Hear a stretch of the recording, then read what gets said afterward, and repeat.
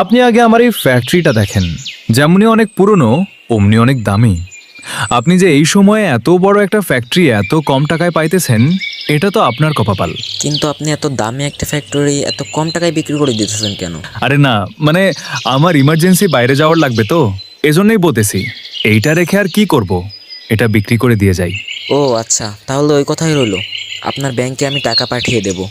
হ্যাঁ শিওর, আপনি চাইলে কিন্তু ফ্যাক্টরির চারপাশে একটু ঘুরে দেখতে পারেন। আরে না, ঘুরে আর কি দেখবো, আপনি যেহেতু বলছেন নিশ্চয় সব কিছু ঠিকঠাকই আছে।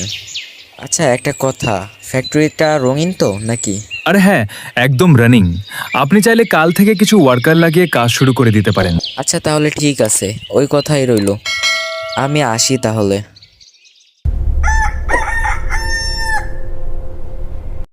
ভাই আমার তো